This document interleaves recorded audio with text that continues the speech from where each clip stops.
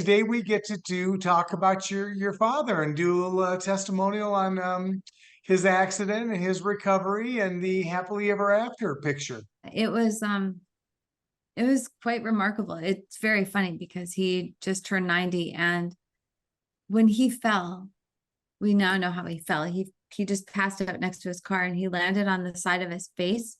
So his glasses cut into his eye. So anyway, back to my father in the hospital, 90 years old, well, 89 at the time. And he, with all, you can see the pictures, he has age spots and, all over his face. And he's like, do you think this is going to leave a scar?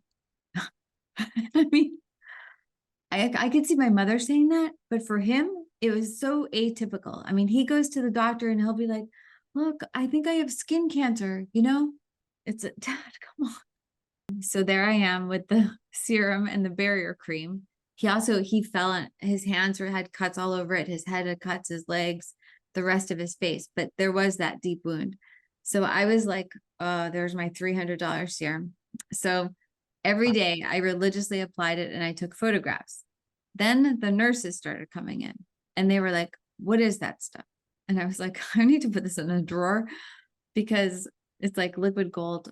And so I referred them to Holly because they were like, I can't believe what this just did to his face. It was amazing to see the transformation. I mean, day to day, you couldn't tell so much, but when you look at the beginning and then the end, you can't actually even really tell that his skin actually looks better on that side. Also, the area around his eye is actually much better now than the other side now.